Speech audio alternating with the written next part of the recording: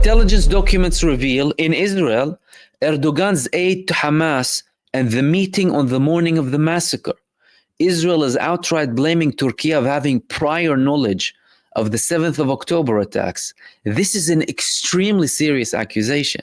They're saying that the intelligence agencies inside of Israel knew that Turkey had knowledge based on certain information that they have. And Turkey, they knew that the 7th of October is going to happen. They provided aid for Hamas. They knew that Hamas were partying after the 7th of October. And they said, yeah, this is a very big attack on Israel. The tone between Israel and Turkey is rising. Erdogan a few days back said, if they are unable to face people in Gaza who hardly have anything, they need to know that then when they're faced with a real army, they will be ripped piece by piece, suggesting that if they confront them over any escalation potentially in Syria, if things don't go as planned, it could reach that stage. And that's a very, very serious accusation of participation. Israel hasn't only done that with Turkey, by the way. They've done that with Egypt too. The Israeli finance minister, Bezalel Smotrich, from the beginning of the attacks, from the beginning of the genocide, he said that Egypt bears responsibility for the 7th of October because they are the ones allowing the tunnels to Hamas to have this operation against us. And guess who else said that? Benjamin Netanyahu. Benjamin Netanyahu, when he was showing the map of Gaza, saying that we're never going to withdraw from the Philadelphia corridor. Why did he say that? He said because that's the border of the axis of evil.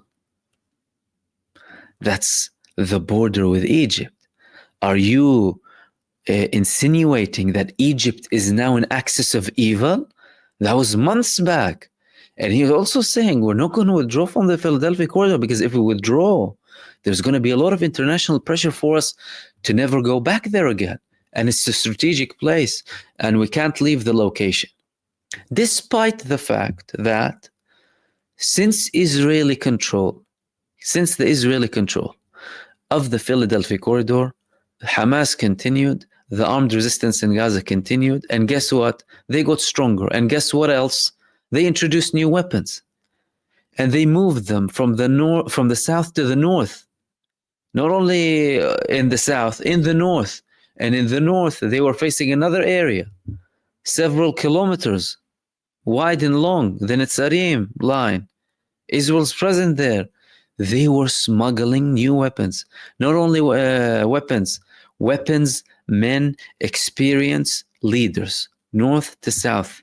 When Israel was still present, Israel now withdrew from those key areas apart from the Philadelphia corridor. So, throughout all of this time, they gave Hamas the ability to recover, to rearm, to regroup, to reorganize, to move even more, free flow, everything. How are they going to convince anyone to go back and fight in Gaza? How they can convince anyone who was in Gaza to return? Jabalia, they went there 5 times. The people started killing themselves in Israel, the soldiers who were there. Depression and PTSD, we've been there before. We were out now and we're going to go back again only to face more resistance. What are they going to do now? You already turned Gaza into trouble. It's not like mission accomplished from about turning Gaza into trouble, mission accomplished. But that's not how you defeat people. That's not how you defeat the Palestinian people of Gaza. So long as there's a man breathing, or a woman or a child, they will keep resisting you. You need to understand the mentality of these people. It isn't going to work. You destroyed the buildings, they're back to the north. Yes, infants are dying because of the cold in Gaza. Babies are dying because of the cold, because Israel destroyed Gaza and because it's refusing to allow proper temporary housing in the sufficient levels for the people. Babies are dying every day because of the cold. Avoidable deaths. You won't see that plastered on Western mainstream media and Western mainstream newspapers. That proves that the people who are there, they are not afraid of anything from Israel, from this genocide state. They're not afraid of anything. Now, moving back, so from the Gaza perspective, either again Netanyahu is doing all of this for a show, or he might be serious. The reasons, or the evidence that are going to potentially convince us that he's serious are very weak.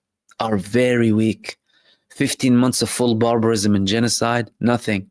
One day before the ceasefire, the Palestinian resistance was publishing videos of their fighters, their freedom fighters, the Palestinian armed forces, the liberation forces, targeting Israeli terrorist occupiers inside of Gaza, in North Gaza, in the most northern parts of Gaza, next to the borders with Israel, all of that. So how are they going to return? It doesn't make a lot of sense. But we have a few days ahead of us. Let's see if they go back, if they backtrack, and if they concede, and if they do a U-turn like the many U-turns that they have done so far. Now, Syria. Okay. The tensions between Israel and Turkey are not only because of Gaza, they are also because of Syria. As a matter of fact, Israel is more worried about the influence of Turkey in Syria than their statements about Gaza. Because from an Israeli perspective, Erdogan's been saying statements about Gaza, but he really hasn't done anything. Reports confirm that he actually might be still channeling oil to Israel. What they are worried about is the fact that those people he backs in Syria are slowly having a state, and they're worried about that prospect. And like they had raised tensions with Egypt, they had even more raised tensions with Turkey. How? Well, a government committee, an advisory committee to the Israeli government, said that we need to reevaluate the level of threat that Turkey poses on the state of Israel. We need to have a reassessment here. We no longer have a country where we don't have borders with. We have borders with them now. How? By having borders with Syria. That means we have borders with Turkey. This is the Israeli thinking. Secondly, the support that they're giving to Syria, the fact that Syria is turning into an official state entity, no longer talking about armed groups or armed forces, therefore enabling Turkey to have strategic pacts with them. As a matter of fact, a defense pact between Turkey and Syria is in the making. However, we're still 2 months in what's happening in Syria, 2 or 3 months in. Things are still developing very quickly, but they're moving to a direction that Israel doesn't like. Therefore, they are escalating. They're escalating in Syria, and they're threatening. Like we spoke about the threats that Benjamin Netanyahu sent after the National Dialogue Conference in Syria, saying that no, Syria needs to be disarmed in the south with us. No weapons should be there. No armed groups, no HTS, no Syrian army won't accept that. Trying to play on the minorities cards, not knowing that the minorities in Syria play a key role, or played, and many of them still play a key role in having an independent Syria. And they are the same minorities who oppose the previous rule of Bashar al-Assad, and some of them the Sykes-Picot Agreement, and some of them the French colonizers too. However, Israel's trying to play on that card and hoping that people would completely ignore the fact that they're struggling internally with minorities. But the tone of the Syrian government hasn't been satisfying many people. Israel is escalating, they're occupying more parts of Syria, and their responses are weak. They're not responding in a fierce manner. All they're saying is, okay, they're escalating slightly though, they need to completely withdraw, and we will use diplomatic and political pressure. Diplomatic and political pressure, that's not pleasing the people. Is it deliberate? Are they waiting for something? That could well be. Why? Because there are signs that things are moving towards that direction, and Syria has just removed a regime and brought in a new government. And this country, half of it is destroyed. I mean, if you talk about Gaza, Gaza times 100 is Syria, with more casualties, with more martyrs, with more people, refugees, with more of everything, of the catastrophes inside of Syria for the past 15 years. Now, more popular support is coming out in Syria. Israel is saying, we're not going to allow South Syria to be like South Lebanon. They're linking the two. We won't allow them to arm there. But the people are rising. More and more protests, clearly burning Israeli flags in the provinces that Israel wants to control and has their eyes on.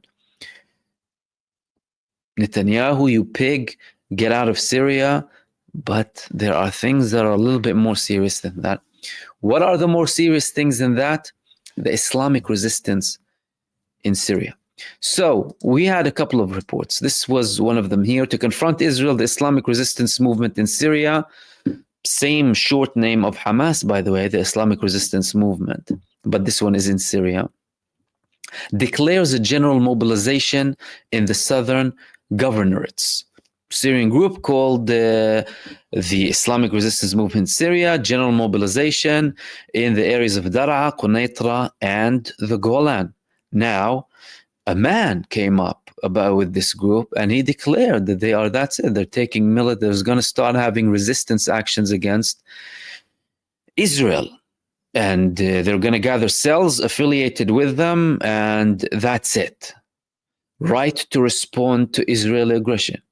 Now, what people need to understand is Syria, by its people, Syria with its history, the Syrian people have always been people who cared about their country and about their independence. And as a matter of fact, they were criticizing the previous government for not taking action against Israel, especially liberating the Golan Heights that have been occupied 52 years.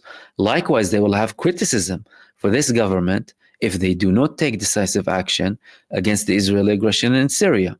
Is this a strategy that the new government is choosing?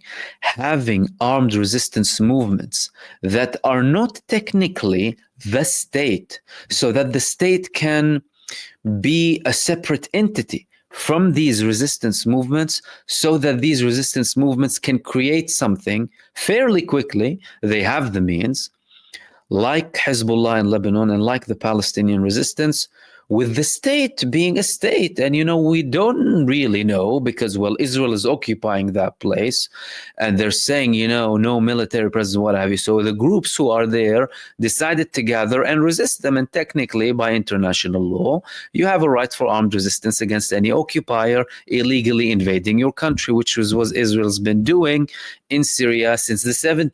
This is when they occupied the Golan Heights. The whole of the Golan is Syrian. The whole of Palestine is Palestinian, but we're just talking about Syria now. All right. Do these people have teeth? As in, is it just a random person saying that, oh, yes, we are having this resistance movement now and we're going to attack Israel? Or do they actually have something? Well, previously, in recent weeks, there was a shooting against Israeli soldiers inside of Syria, and the Israeli army confirmed. They said, in a very rare occurrence, armed forces inside of Syria targeted our forces in Syria, but we had no casualties. Now, you can dream on if you want to go and verify that, the fact that we had no casualties. But all that we know is what? Israel confirmed, the IDF confirmed that they were attacked in Syria. That was about 2 weeks ago.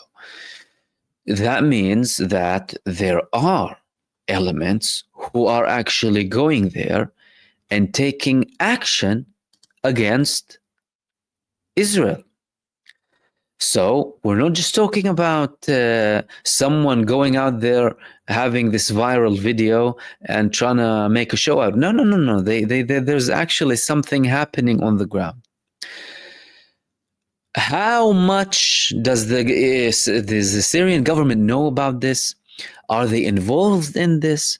Are they not involved? Well, to try and understand that a little bit more, we need to understand one thing, that the Syrian state, now the new government, this interim government, they have forces in the south. There are armed groups in the south, and they're still negotiating with some of them to join the Ministry of Defense. But Israel in itself, they admitted that we saw government forces in the south. And at one point, they declared that they attacked one of them. All right. That means they have people. Well, it's the Syrian people at the end of the day. It's easy to know that there's someone in the south. So clearly, they have people in the south. Do they know? A different story. Is this a plan? Another different story. But what's for sure is there are elements of an insurgency or a resistance popping out in South Syria. Whether or not it's related to the state, it's there. It's there. It's early days. Is it a warning sign for Israel that don't push it too hard, otherwise we can do to you what we've done to others? Or is it a beginning of something new that will continue for a long time because of Israeli presence in Syria? This is what we will know. In the coming weeks and months, things will start to be revealed. Then the final thing that I wanted to talk to you about. Of course, Iran, they have been a country that participated in Syria in the favor of Bashar al-Assad up until they decided to no longer support Bashar al-Assad as part of a deal that they had between Russia, Turkey, and HTS at the time. However, certain people in Iran still had hostile approaches towards the new Syrian government. But we need to remember, not all Iranians were of the same opinion of Iranian interference already in Syria before and after Iran participated. Likewise with Hezbollah. Hezbollah, not all of them agreed with the approach of sending Lebanese fighters to go in Syria to support al-Assad and not focus on Palestine, for example, to a level where Iran, when they were fighting in Syria, they said, it's as if we're fighting ourselves. Why? Because there were certain elements who were allied with Iran, some of the Palestinian resistance movements, who were fighting against them with the same techniques. But then, of course, we reached the stage and they decided to withdraw. Likewise, Hezbollah, a change of tone. But now the change of tone in Iran is reaching new heights. So now they're saying, it's in the right direction now. Iran is welcoming the Syrian National Dialogue Conference and saying that Syria is going in the right direction. They previously had certain calls for, Syria needs to be represented by everyone. Syria needs to be, this new government needs to control all of the minorities here, and. But now they're saying, they're going into the right direction. So the tone is shifting even more from Iran towards Syria. And this is a clear indication that the previous days are over now. They're realizing that there's a new reality and they're dealing with that new reality. In particular, after that deal that they had both with the Turks and with the Russians, therefore not going in Syria and supporting Bashar al-Assad. Clearly, there was a deal there. Likewise with Hezbollah, who were retreating from certain areas in the southeast western part of Syria, close to the Lebanese borders, the areas that Israel wants to control. But there's one thing that people are not understanding, which is Israel is talking about the weapons and what have you in Syria going to Lebanon. These lines are still open.